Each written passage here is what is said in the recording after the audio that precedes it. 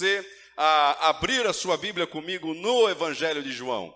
Evangelho que escreveu o apóstolo João, o capítulo é o de número 3. E nós vamos dar a continuidade naquilo que começamos a falar na semana passada sobre este verso tão conhecido, este verso tão lido, este verso tão decorado, mas este verso muitas das vezes esquecido. João, capítulo de número 3, Evangelho de João, capítulo de número 3, e o verso é o de número 16. Verso de número 16. João, o apóstolo, aqui ele escreve esse evangelho, e ele escreve esse evangelho na tentativa de ajudar você e eu a respondermos uma pergunta de suma importância aos discípulos de Cristo. Se você se entende como um discípulo de Jesus, se você se conhece, se vê como um discípulo de Jesus, alcançado por essa graça, por essa misericórdia de Deus, então você também é conduzido a pensar e meditar nesta pergunta que, certa feita, Jesus fez aos seus discípulos. E que pergunta é esta? Jesus, uma vez, você encontra isso lá registrado no Evangelho de Mateus, Jesus uma vez pergunta aos discípulos o que o povo diz, o que o povo fala a meu respeito. E os discípulos, eles respondem, Jesus, alguns dizem que o Senhor é um profeta, alguns dizem que o Senhor é o Elias, alguns dizem que o Senhor talvez seja assim o Messias, alguns dizem que o Senhor é tal pessoa.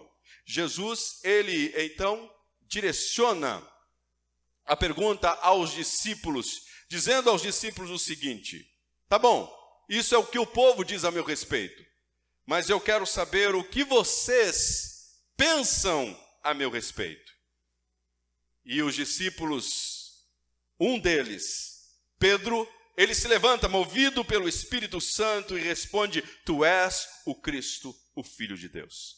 Por isso que o resumo desse evangelho de João é nos ajudar, o resumo desse evangelho é uma escrita para nos auxiliar a responder exatamente como Pedro respondeu: tu és o Cristo, o Filho de Deus. Você encontra o resumo desse evangelho lá no capítulo de número 20, verso 30 a 31, onde João ele diz assim: Jesus realizou muitos outros sinais que não foram escritos neste livro, mas estes que foram escritos para que vocês creiam no Jesus Cristo, que Jesus Cristo é o Filho de Deus, e crendo nele vocês tenham vida em seu nome.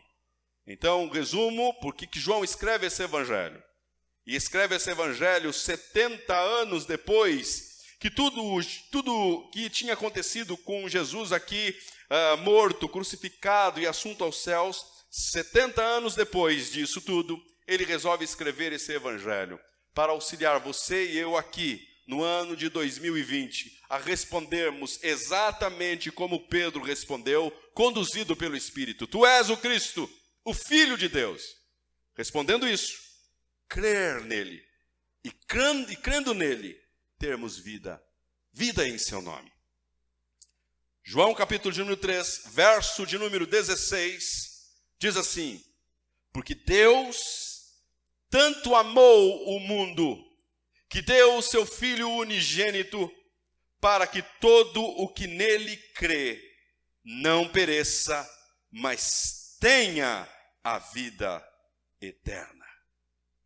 Mais uma vez, porque Deus tanto amou o mundo, que deu o seu Filho unigênito, para que todo aquele que nele crê não pereça, mas tenha a vida eterna. Curve a tua fronte e vamos orar. Pai, gratos somos pelo privilégio que temos de estar diante desta tua verdade, desta tua palavra.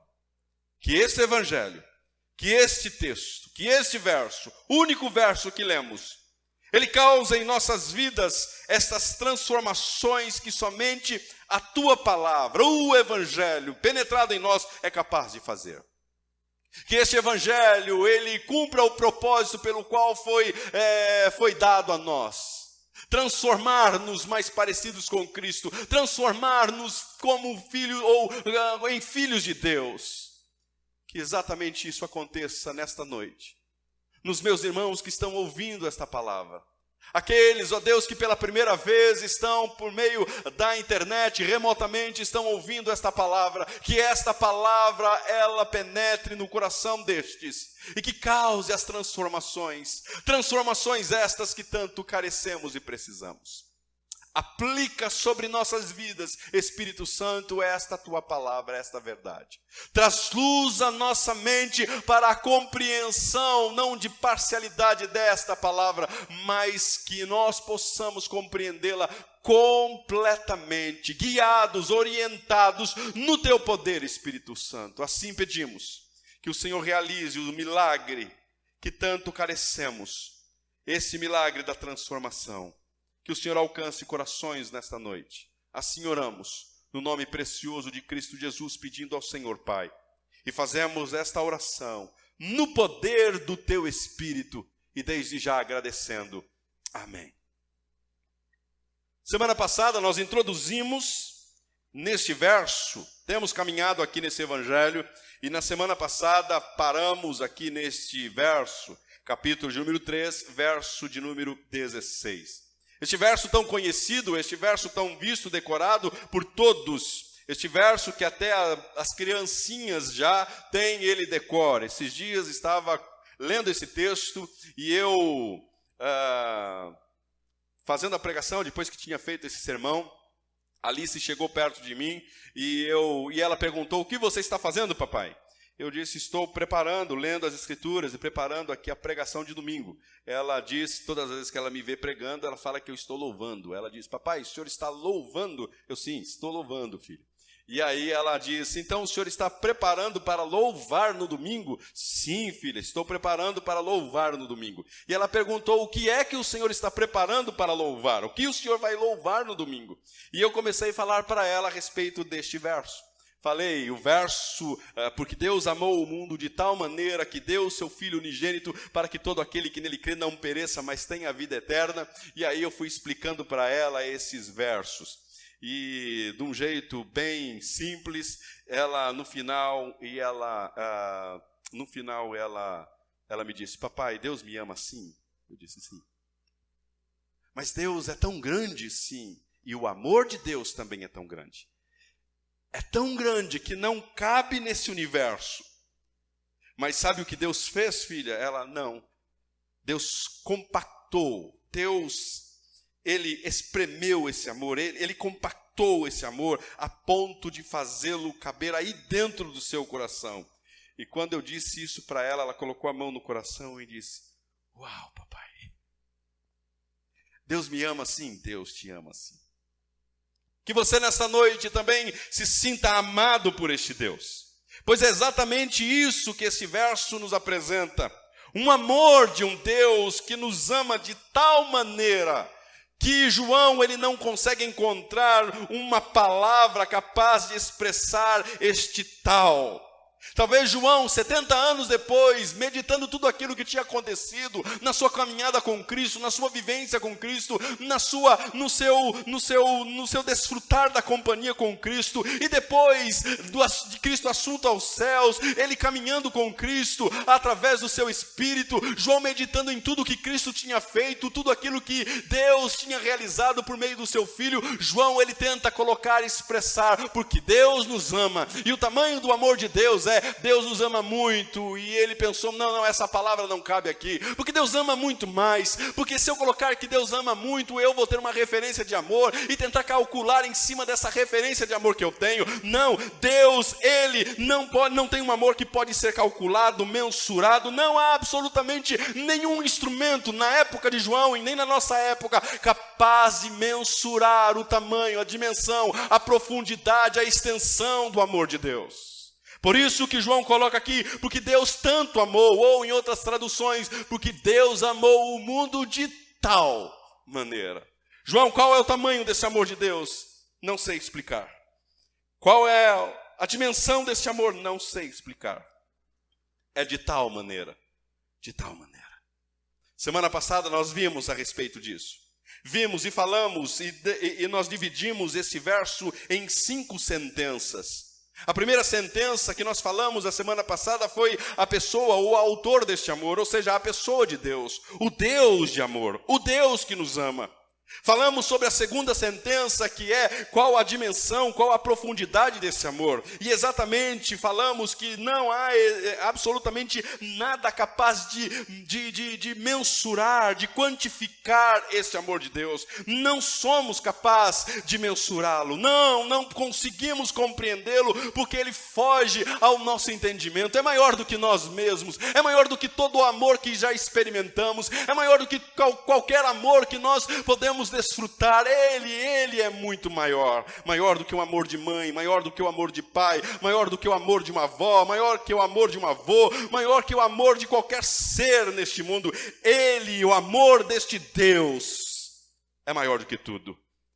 Falamos a terceira sentença, o que ele amou.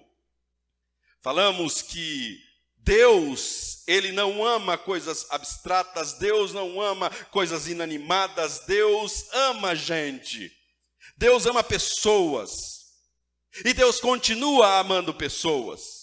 Então o que ele amou, e qual a extensão deste amor dele? Ele amou pessoas, e a extensão deste amor, ela é grande porque atinge todos, consegue abranger a todos, não apenas uma nação específica, ou uma raça específica, ou uma etnia específica, não, o seu amor é extensivo a todas as nações. Chegou até você e a mim a pregação deste amor, o anúncio deste amor, porque este amor tem uma extensão capaz de abranger a todos. E paramos exatamente nessa terceira sentença. E hoje nós falaremos da quarta sentença, que é qual a prova deste amor, qual dádiva foi proposta neste amor. E falaremos hoje da quinta sentença, que é qual o resultado deste amor revelado a nós. Estamos diante aqui de um verso que pode ser chamado como o resumo de todo o Evangelho. Martinho Lutero, ele vai falar que este verso é o mini-evangelho. É um mini-evangelho. E de fato aqui você encontra à sua disposição, num único verso, todo o Evangelho, o amor de Deus o Pai, enviando o seu Filho unigênito, seu Filho enviado para que nós pudéssemos ser perdoados, ter acesso a este Deus. E crendo nele, neste Cristo, nesse Filho unigênito enviado, podemos receber vida, e não qualquer vida, receber vida eterna. Esse é o anúncio do Evangelho. E diante dele estamos. Qual é a prova deste Deus que nos ama? Como saber que este Deus de fato ama-nos? O texto, João, ele deixa bem claro que o amor de Deus nos é revelado por meio de alguém que ele envia. Qual é a prova deste amor? A maior prova deste amor nós podemos ver revelada alguns versos acima, quando Jesus ele teve aquele encontro com Nicodemos. Nicodemos vem, e nós estudamos sobre isso 2 semanas atrás, e Nicodemos encontra Jesus à noite, e Nicodemos pergunta, e Nicodemos conversa com Jesus, e Jesus responde uma pergunta que estava no coração de Nicodemos. Jesus diz a ele: Nicodemos, você não vai poder entrar no reino dos céus, e você não vai poder nem ver o reino dos céus, muito menos participar do reino dos céus, se algo não acontecer em você. Se você não nascer de novo, você não vai participar, você não vai ver, Nicodemos. E a pergunta que fica é: como nascer de novo? Como nascer de novo? Jesus diz a ele: você precisa olhar para o Filho do Homem levantado. Quando Jesus responde aqui, dizendo para Nicodemos, para nascer de novo, você precisa olhar para o Cristo levantado no madeiro, Nicodemos. Aqui, Jesus anuncia a prova deste amor de Deus. Como ter certeza de que Deus nos ama? João, o evangelista, diz: a maior prova do amor de Deus por você e por mim foi o Pai enviar o seu Filho e levantar o seu Filho no madeiro. Romanos capítulo 5, verso 8. O apóstolo Paulo, ele expressa essa verdade. Ele aponta a prova deste amor do Pai. Mas Deus prova o seu amor para conosco, em que Cristo morreu por nós, sendo nós ainda pecadores. Qual é a prova deste amor de Deus, o Pai? Qual é a prova deste Deus de amor? Qual é a prova de que este Deus de amor nos ama? Qual é a prova de que este Deus de amor verdadeiramente nos ama? A prova deste Deus de amor dado a você e a mim não é outra coisa senão o seu único Filho. E enviando o seu Filho, o único Filho, o unigênito do Pai, o amado do Pai, para ser levantado no madeiro. Esta é a prova deste Deus. Deus prova o seu amor para conosco, em que Cristo morreu por nós, sendo você, sendo eu, sendo todos nós ainda pecadores. Esta é uma verdade, e esta é a prova de Deus. Deus prova o seu amor para conosco de uma outra forma. Deus prova o seu amor primeiro, a sua prova inequívoca, a sua prova a contento, a sua prova que nos basta, já nos bastaria, é olhar para a cruz e ver pendurado o seu Filho. Mas Deus também, Ele prova que nos ama, quando Ele cumpre a sua promessa, uma promessa de redenção, quando Ele faz uma promessa a você e a mim, quando ainda nós nem existíamos, quando nossos pais ainda nem existiam, quando os nossos bisavós nem existiam, Ele faz uma promessa a você e a mim, a todos nós, quando a humanidade pecou em Adão.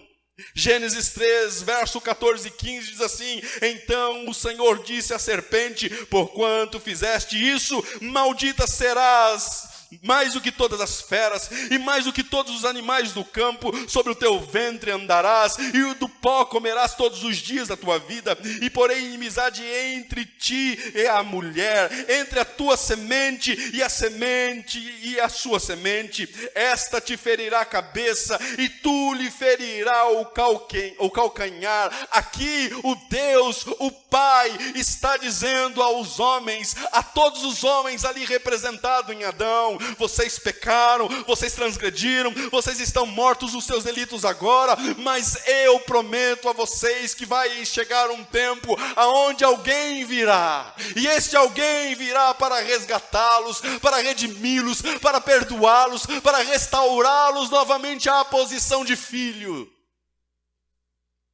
Deus prova o seu amor cumprindo esta promessa. E sabe quando esta promessa se cumpre? Quando o Filho é levantado no madeiro. Quando Jesus, o Filho unigênito do Pai, é pendurado no madeiro. Ali, Deus, o Pai, cumpre esta promessa, provando o seu amor para com você e para comigo e para com tantos outros filhos. Você percebe que esse amor de Deus não muda? Você percebe que este amor não varia? Este amor continua desde antes mesmo de existir qualquer ser, desde mesmo antes de existir qualquer batida de asas de algum querubim. Ali Deus já prometeu manifestar o seu amor a você e a mim. Ali, lá, quando não existimos ainda, Ele fez uma promessa. E aqui, em Cristo Jesus, Ele cumpre essa promessa. Ele cumpre essa promessa. Ele prova o seu amor enviando o seu Filho, o seu único Filho. Houve um episódio em que um homem que foi escolhido e chamado para ser e fazer parte, ou dele, a partir dele, iniciar o povo de Deus, Abraão. Houve um episódio onde Deus pediu para que ele provasse o amor, para que ele oferecesse o seu filho. E um dia este pai pega esse seu filho que ama tanto, Abraão, pega Isaque e conduz e caminha com o seu filho. E quando ele avista um monte mostrado por Deus, ele sobe em um monte. E quando ele chega no topo deste monte chamado Moriá, ali ele tenta, ou ele oferece em obediência a Deus o seu filho, coloca o seu filho sobre o altar. E quando ele vai com o cutelo ceifar ou matar o seu filho, Deus diz a Abraão: Abraão, não faça tal coisa, não faça tal coisa.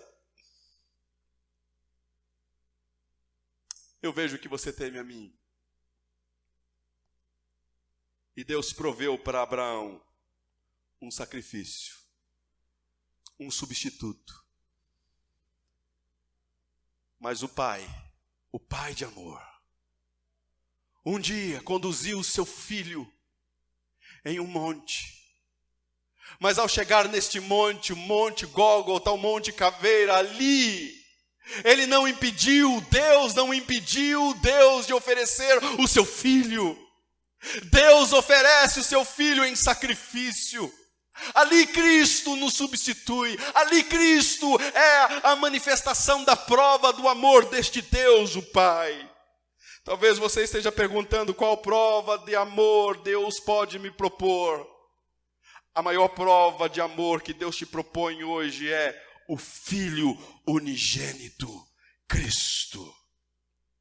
A maior prova de amor de Deus foi ele ter oferecido aquilo que ele possuía de mais valioso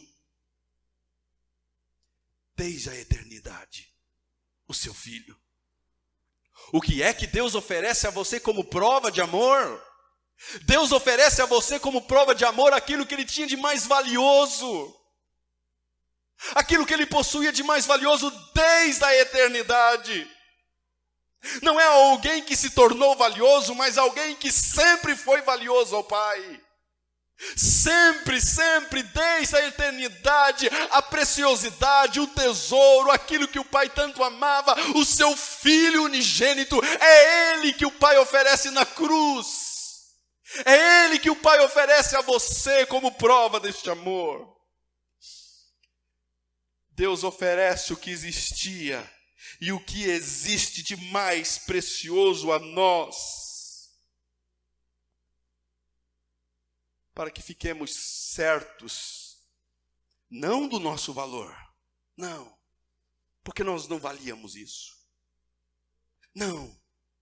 Deus oferece o que há de mais precioso na cruz, não é porque você vale o preço pago, não, não. Deus oferece o que há de mais valioso na cruz, para que Ele pudesse apresentar a grandiosidade deste amor a você e a mim. Por isso que João, ele diz: porque Deus os amou de tal maneira. De tal maneira. Não. Você não tem o mesmo valor de Cristo para Deus, não. Você e eu, nós não temos o mesmo valor de Cristo. Porque Cristo morreu na cruz, porque eu valia tanto, e Cristo me resgatou com esse alto preço, porque o meu valor era enorme, era grande, então vamos cantar, você tem um valor, o Espírito se move em você, não, você não tem o mesmo valor de Cristo, absolutamente não. Cristo foi oferecido na cruz para que Deus pudesse revelar o tamanho do seu amor.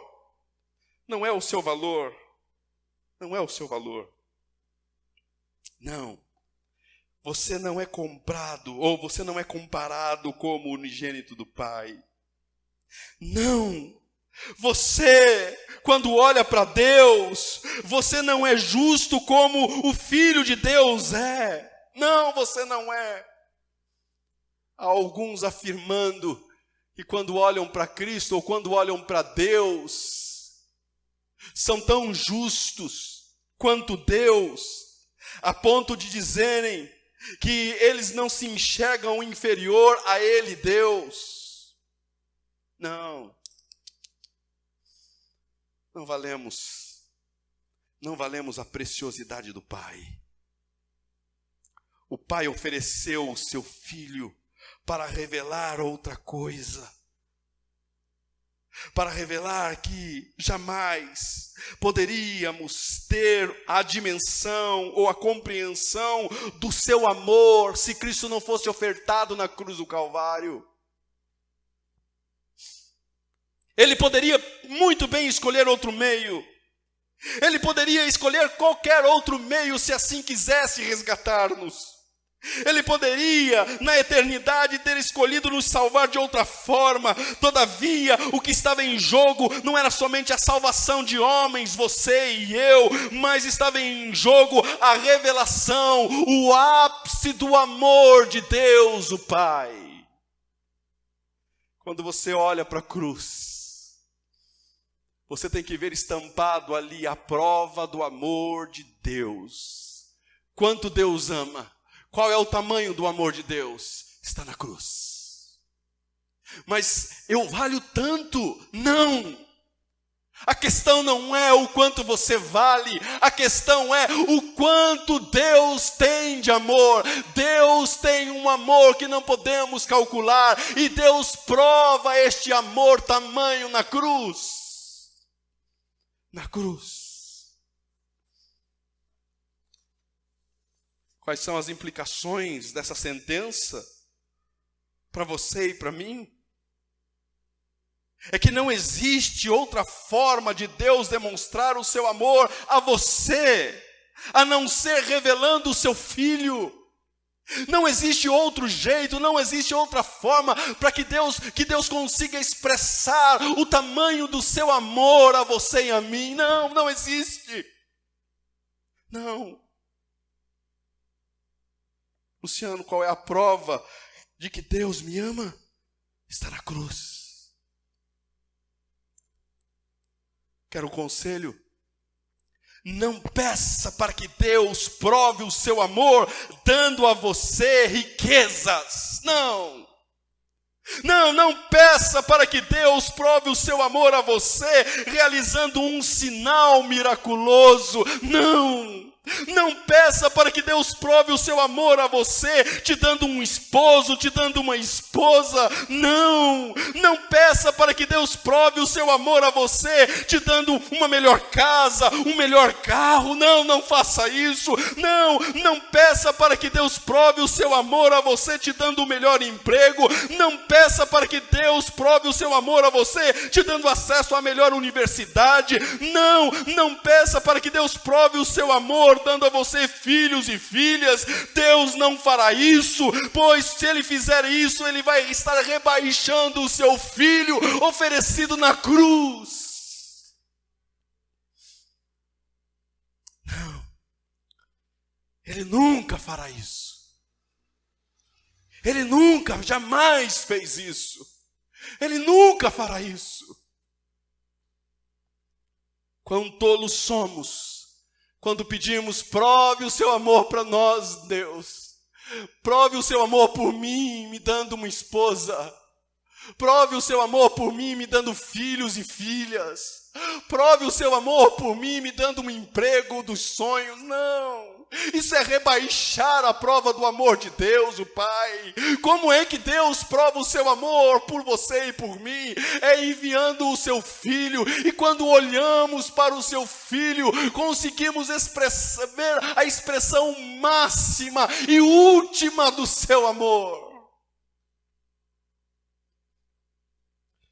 O prazer do Pai é revelar o seu Filho. Por isso que nesta noite o seu coração possa se deliciar na prova deste amor do Pai. Qual outra implicação? Enquanto você não compreender o que Deus realizou através do seu Filho na cruz, você nunca estará a par da maior experiência proposta nesta vida. Enquanto você não entender, enquanto você não compreender o que foi expresso na cruz do Calvário, você jamais conseguirá expressar a máxima experiência proposta aqui neste mundo.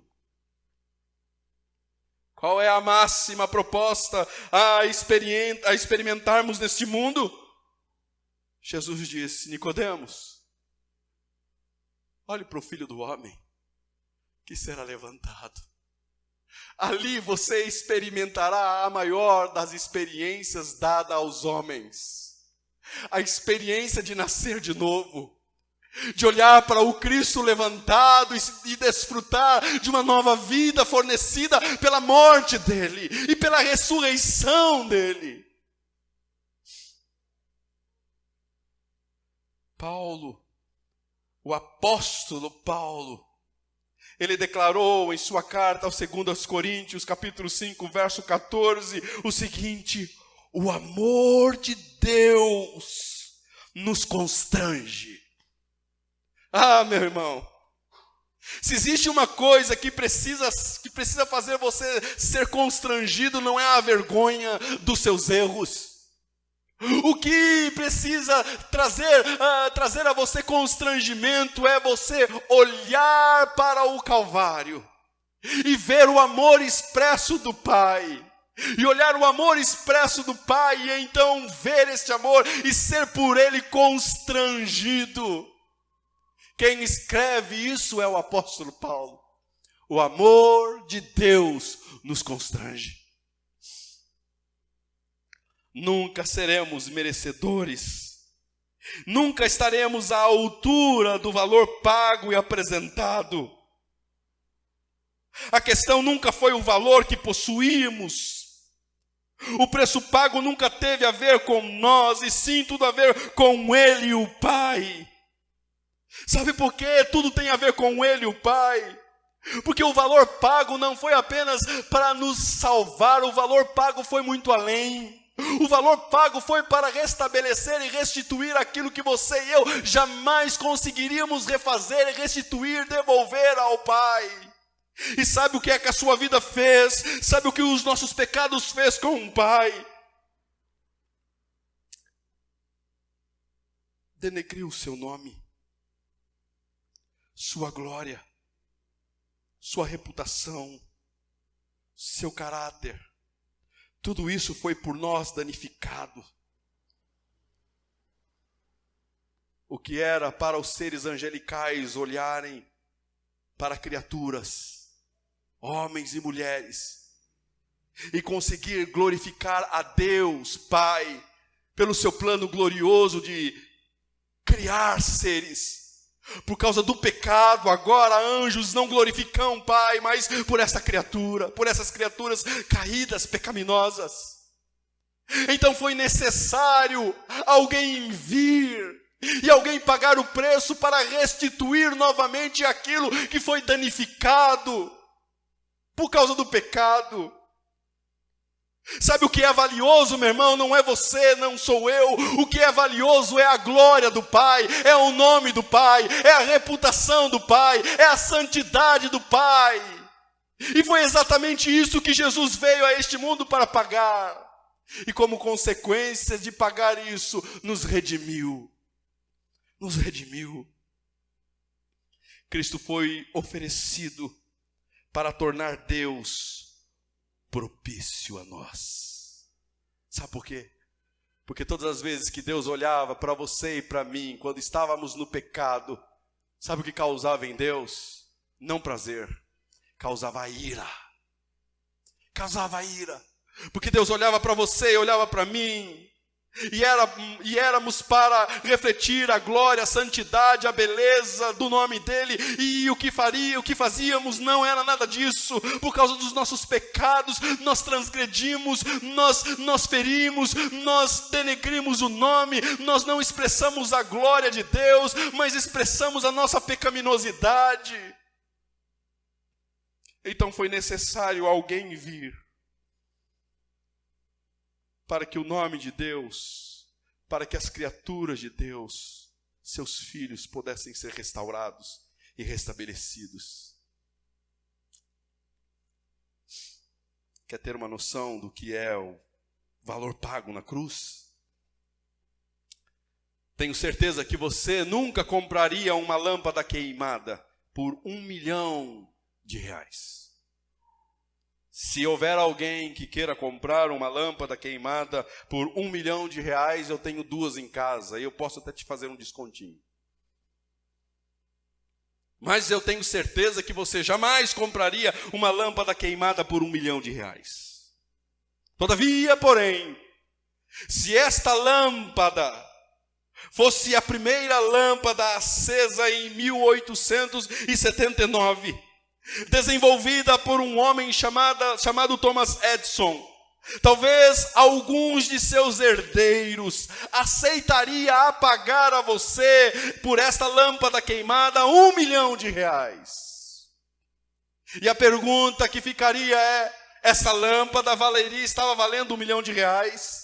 Certamente que não. O valor não estava nela, não está nela. Certamente existem lâmpadas muito melhores e mais econômicas hoje, lâmpadas de LED e tantas outras. Mas por que talvez um herdeiro pagaria esse preço por esta primeira lâmpada acesa? Não é por causa da lâmpada, mas é por causa do Criador da lâmpada.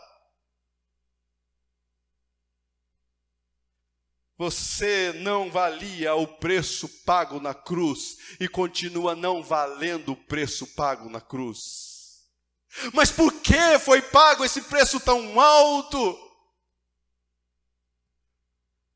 Porque o que estava em jogo era a reputação de um pai criador, ao ver filhos, ao ver suas criaturas caídas.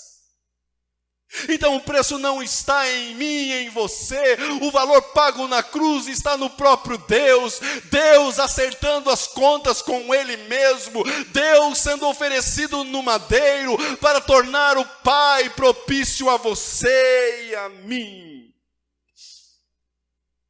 Que você possa meditar nessas implicações e que você possa glorificar a Deus por tamanho amor expresso na cruz do Calvário. Visto a quarta sentença, passemos à quinta sentença. Qual o resultado deste amor revelado a nós? Se a prova deste amor é Cristo revelado, este amor revelado a nós surtiu alguns efeitos, alguns resultados. Primeiramente,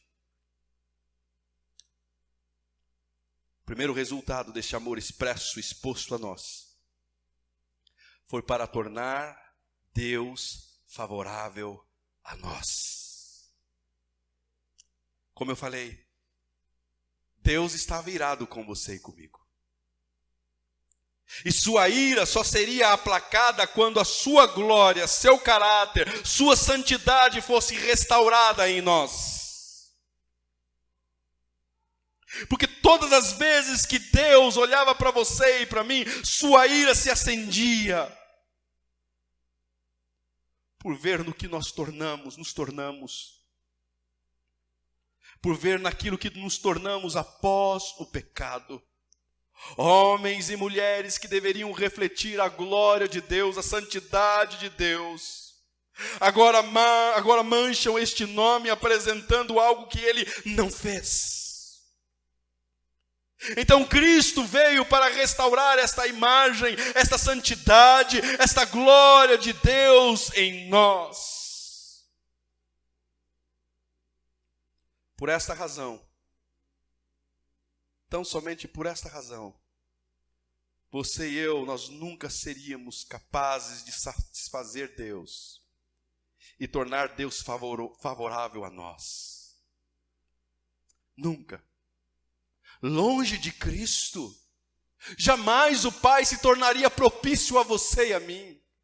Longe de Cristo, o Pai jamais receberia um cântico teu. Longe de Cristo, o Pai nunca, jamais receberia uma ação bondosa tua. Por isso que na conversa com Nicodemos, Jesus disse a Nicodemos: Nicodemos, a sua religiosidade não serve, as suas boas ações não bastam, o seu status diante da sociedade não serve. Não, Nicodemos, existe algo que precisa ser feito, existe algo algo que você carece, e este algo não parte de você, este algo só pode ser experimentado quando você olhar para Cristo, e este Cristo morto no Calvário fazer gerar vida em você. Aí este Deus se tornará propício.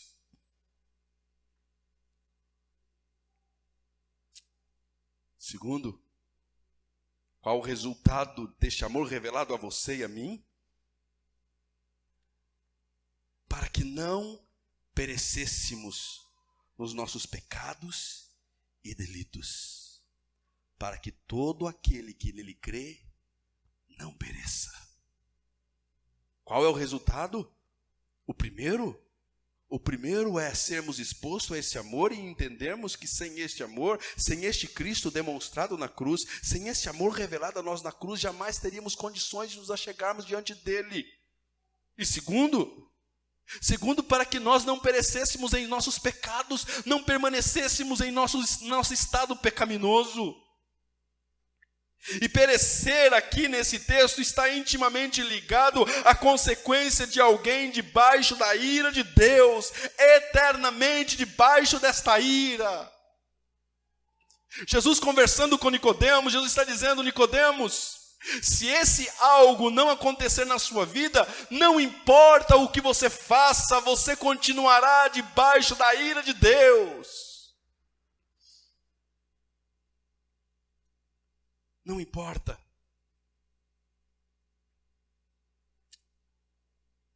Não importa o que você faça. Longe de Cristo, você continua ainda debaixo dessa ira e perecendo. Terceiro, qual o resultado deste amor revelado a nós? Para que pudéssemos gozar, desfrutar de uma vida com Deus, vida eterna. Para que todo aquele que nele crê não pereça, mas tenha a vida eterna. Se você olhar o que significa a vida eterna no Evangelho de João, vida eterna no Evangelho de João tem um significado muito mais profundo do que existir eternamente. João capítulo 17, o mesmo Evangelho, capítulo 17, verso 3, vai apresentar a você e a mim o que é ter vida eterna. Esta é a vida eterna. Que te conheçam o único Deus verdadeiro e a Jesus Cristo, a quem enviaste. Vida eterna no Evangelho de João não significa apenas vida longa, outro sim, significa desfrutar de uma comunhão, uma eterna comunhão e uma eterna relação de conhecimento profundo a respeito de quem o Pai é e de quem o Filho é. Isso é vida eterna. Isso é vida eterna. O que é vida eterna para você? Vida eterna para você é ter uma vida longa. Vida eterna para você é estar numa rede deitado pela eternidade ali desfrutando. Isso é desgraça, isso não é vida eterna. O que é vida eterna, segundo o Evangelho de João? Vida eterna é ter a eternidade para conhecer aquele que é eterno. Vida eterna é o que precisamos e nada menos para podermos ter uma pequena noção daquilo que Ele é. E nós, mesmo vivendo na eternidade, nunca conseguiremos exaurir de forma exaustiva conhecimentos a respeito de Cristo, a respeito do Pai. Não. Vida eterna. O que é vida eterna, João? 70 anos depois ele escreve vida eterna. Cheguei à conclusão que vida eterna é essa. É o que Jesus declarou na sua oração sacerdotal. Que conheçam a Ti, o Pai, o verdadeiro Deus, e a Jesus Cristo, a quem enviaste. Quais são as implicações desse texto, dessa sentença? Dos resultados deste amor revelado a você e a mim? Primeiro, sua relação com Deus foi restaurada? Ou você apenas vive no faz de conta que está bem com Deus, quando na realidade sua alma grita por socorro e por reconciliação? Exposto a este amor, você já teve essa reconciliação? Você desfruta desta reconciliação com Deus? Você já nasceu de novo? Ou o seu coração continua perguntando como Nicodemos: o que faço para poder entrar na vida eterna? Porque foi exposto a você que os seus feitos, que as suas obras, elas não são suficientes para fazer você ver e muito menos participar do reino. E conscientes de que as suas obras são insuficientes para tal, no seu coração surge essa pergunta: o que faço? O que faz? Olhe para Cristo. Olhe para Cristo. E tenha restaurada a comunhão com Deus de amor, o Deus o Pai. Olhe para Cristo. Segundo, qual a implicação dessa sentença? A implicação dessa sentença é que aqui, neste amor revelado a nós, na cruz do Calvário, ela atende isso que foi revelado, isso que foi exposto diante de nós na cruz do Calvário. Este que foi exposto, ele atende às nossas expectativas e nossas carências mais profundas. Anseio pela eternidade. Eclesiastes capítulo 3, verso 11 diz assim: ele fez tudo apropriado ao seu tempo. Também pôs no coração do homem o anseio pela eternidade. Ele fez assim. Ele criou você assim. Sabe esse desejo que você tem pela eternidade? Sabe esse anseio de querer viver eternamente? Este anseio só pode ser completo, ou só pode ser satisfeito quando você olha para aquele que foi oferecido a nós no Calvário, levantado, o Filho do Homem levantado. Este anseio que existe no seu coração por ser eterno, por querer viver e existir eternamente, você encontra apenas essa satisfação em Cristo Jesus. Porque em Cristo Jesus você encontra o significado da verdadeira eternidade. Porque em Deus, em Cristo, você encontra o que fazer na eternidade. Segundo o evangelista, eternidade é conhecer Deus e conhecer Cristo, aquele que foi enviado a você e a mim. Qualquer tipo de eternidade oferecida a você, alheio a Cristo, fora de Cristo, é pesadelo, não é bênção, é maldição. Viver eternamente longe de Cristo não é satisfazer a alma, é sofrer na alma, é experimentar o inferno. E o que é o inferno se não viver eternamente longe, distante da comunhão com Deus?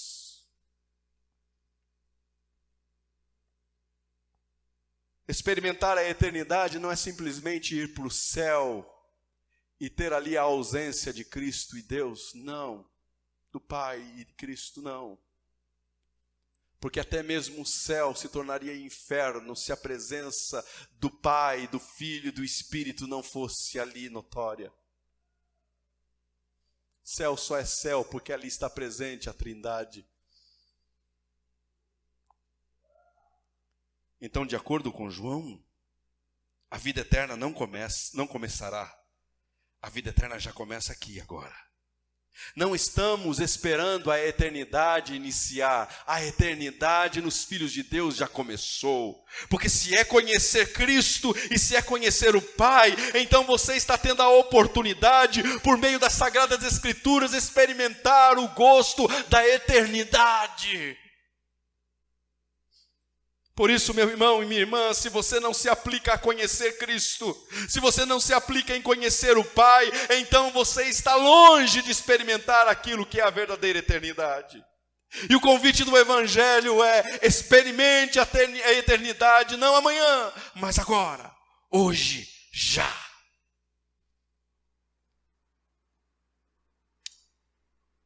Diante disso, diante deste exposto, eu concluo com 3 aplicações às nossas vidas hoje. Primeira delas: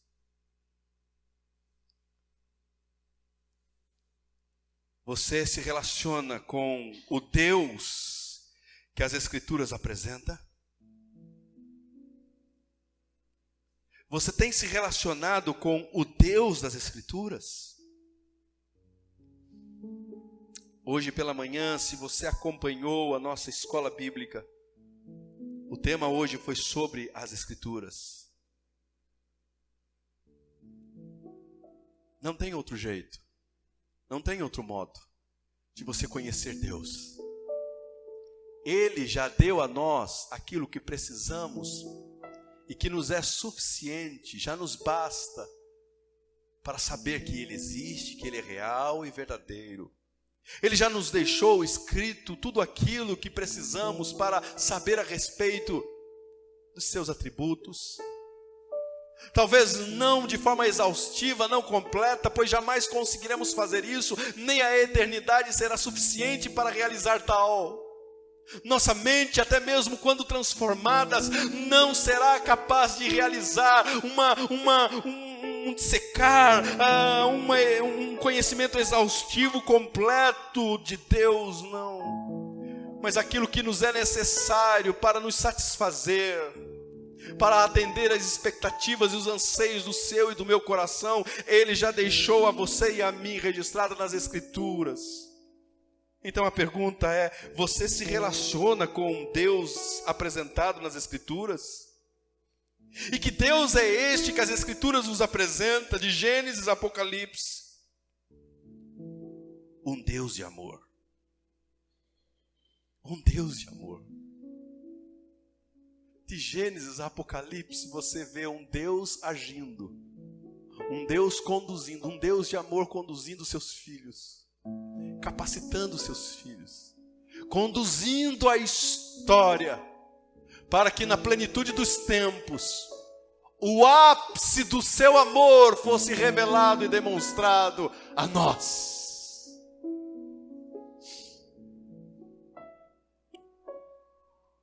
Pedro, ele registra que este desenrolar da história, os anjos, eles anseiam, eles prescrutam, eles desejam conhecer minuciosamente. E quando eu leio esse texto de 1 Pedro, quando os anjos, quando fala a respeito do que os anjos estão fazendo, tentando prescrutar, conhecer, a imagem que vem na minha mente é os anjos inclinados, olhando para você, olhando para mim e tentando desvendar, conhecer o que este amor significa.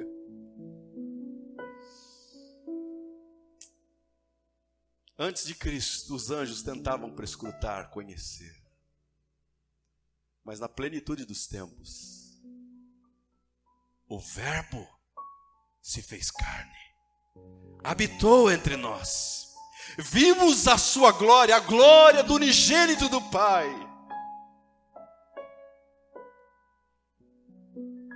Você tem se relacionado com este Deus das Escrituras? Segundo, esse amor você compreende como um amor abrangente, extensivo, que alcança todas as raças, tribos e nações? Um amor sem distinção em relação à sua extensão.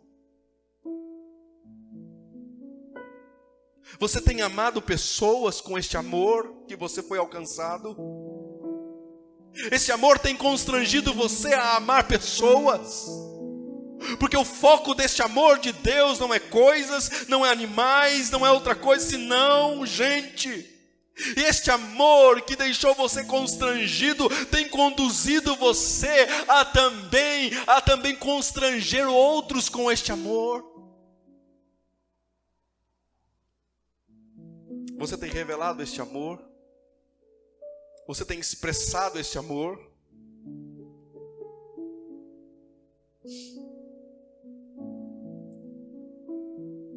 Terceiro,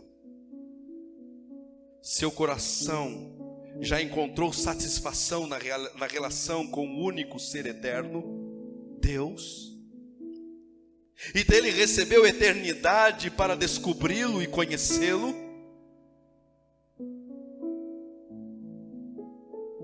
Quer experimentar a eternidade? Não espere morrer. Eu convido você a experimentar a eternidade agora, hoje. Não é amanhã, agora. Neste exato momento eu convido você a experimentar a eternidade, o prazer de desfrutar a eternidade.